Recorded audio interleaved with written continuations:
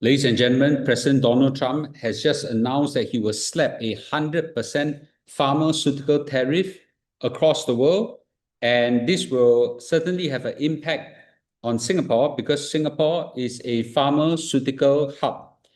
How bad will it be? Let's watch on to the end as I announce to you the likely impact. So, President Donald Trump's 100% pharmaceutical impact certainly reflects a global structural shift of how pharmaceutical products are being produced and shipped. So the big news is this. President Donald Trump has announced that from October the 1st, there will be a 100% tariff on branded pharmaceutical imports. Now, he mentioned branded, which means that generic drugs are excluded from this round. It doesn't mean that they will be excluded forever, but for now, he have excluded it. And he also makes some exemption that there will be no tariff if the manufacturer of the pharmaceutical product have broke grounds on US facility. That means that you intend and already broke ground that you will build plants in US. He will spare them, meaning that I expect your production to start in US in time to come. I will give you some exemption. Now, this certainly matters a lot because, number one, Singapore is a pharmaceutical hub that produces a lot of pharmaceutical drugs, vaccines for the brands. In fact, most of our pharmaceutical products are from the brands, right? We are such a high-end economy that I don't think is suitable to produce low-end generic drugs. And US being the world's biggest market for pharmaceutical drugs certainly will affect Singapore quite a lot.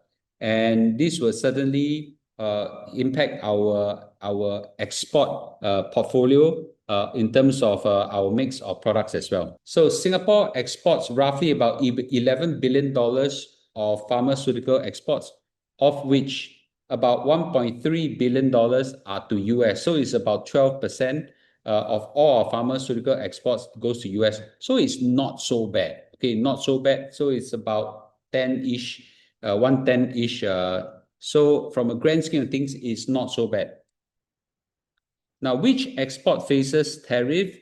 Very important are the branded finished drugs. Okay, and there's a category for it. It's called HS 3004.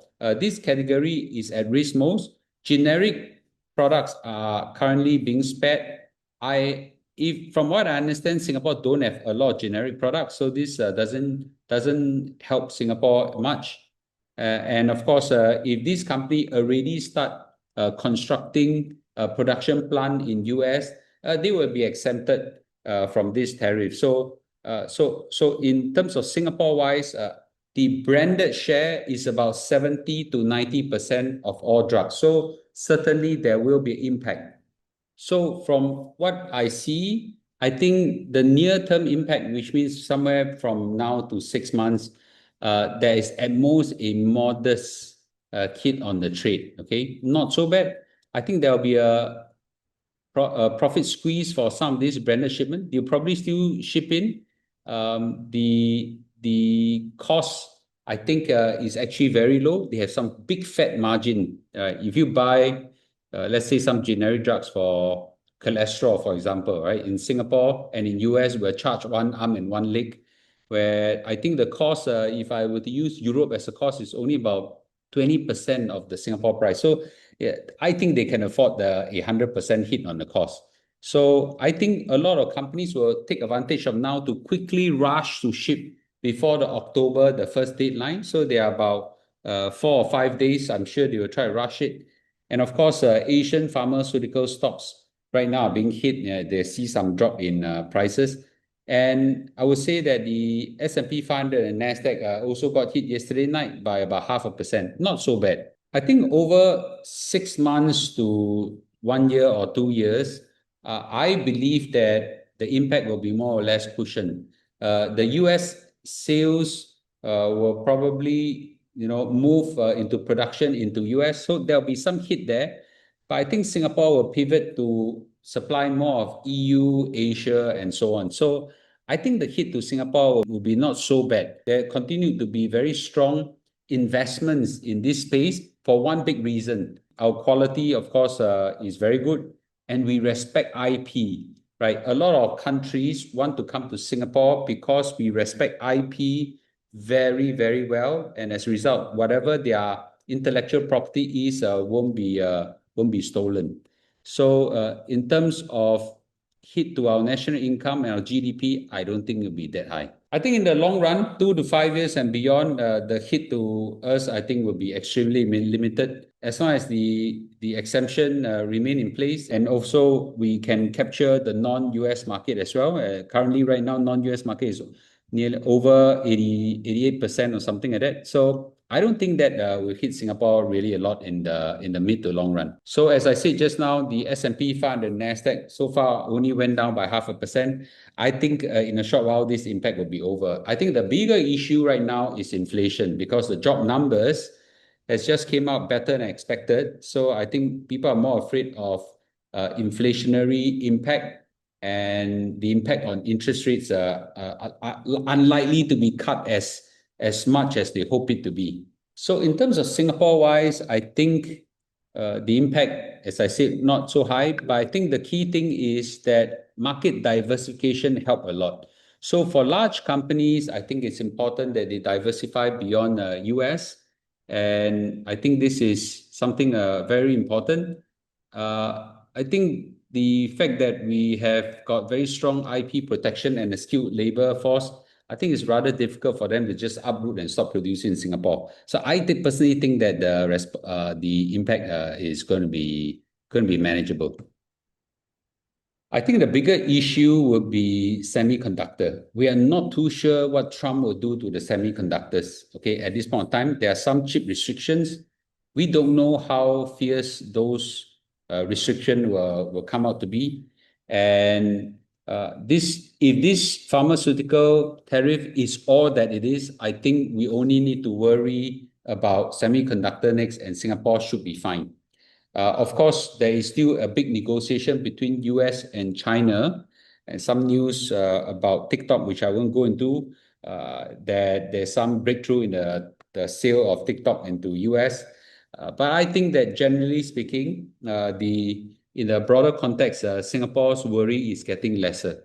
So in a nutshell, the key takeaway is that I think Singapore can have some relief. It's not as bad in terms of the exposure, but it remains to be seen of what the impact will be to the semiconductors, and more importantly, can we continue to make sure our markets remain diversified. And let's wait and see whether President ASEAN will do any more crazy things. Well, if he just stay put at where it is, I think the market should be okay. All right. So this is just a quick afternoon report, and I'll see you tonight for a live stream. Bye-bye. I'm now in JB in a new coffee shop, and we're going to try char kway teow and kolo mee. This char kway teow is 12 ringgit for 2 person actually, and this is kolo mee is how much? 8 ringgit. Okay. This tasting is super nice. Super nice. When it comes, I straight away wipe out most of it. I'm going to try this one right now and see how it tastes, okay? Again, right, char kway teow in Malaysia, I haven't eaten for a long time because of a carbo ban. I'm going to cheat today, and after I'm going to take a packet of phyto powder.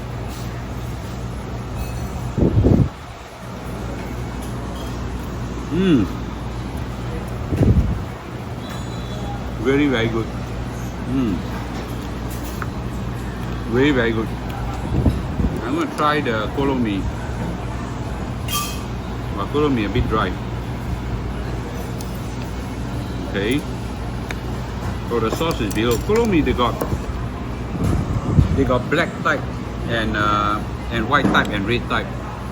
But she told me that the white type is very authentic and the most original.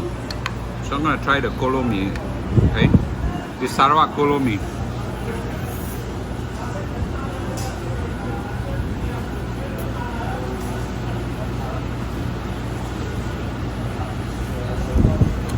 Very authentic, very yummy and plain.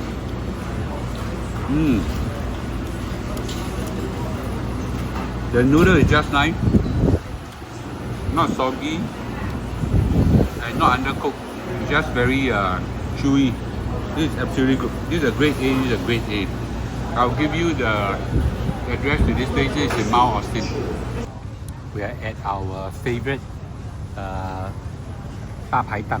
Okay, it's called 大家饭. And we are now trying a new dish. This is a barbecue prawn with pad thai, the smelly bean, and the lady finger. And I requested them to peel the prawn for us, which they did. It was quite nice. So I won't dirty my hands. I'm gonna eat right now and see.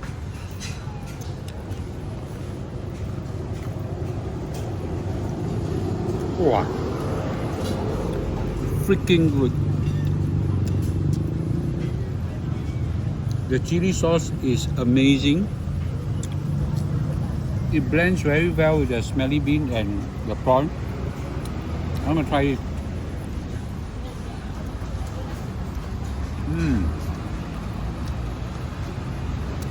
Amazing. How much is it? 20? 27. 27. Less than $10 in Singapore dollar.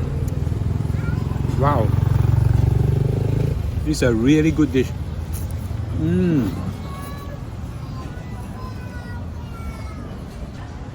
So we now have the second dish. It's a Thai steamed sea bass. Very beautiful. How much is it? 32. 32. Wow. About $10 Sing. Okay. Size is okay. Not too big, not too small. You put your hand there. Yeah. You can see the size. Okay. Let's try the food now and see. It's a steamed Thai sea bass. Okay.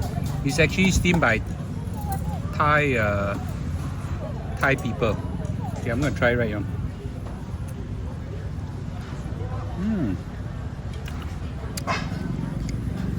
But B, you're gonna love this, man. My wife loves it. Very soft. The Thai sweet and sour kind of taste. Okay. Very fresh fish. Wow, this is good. This is really good. Okay.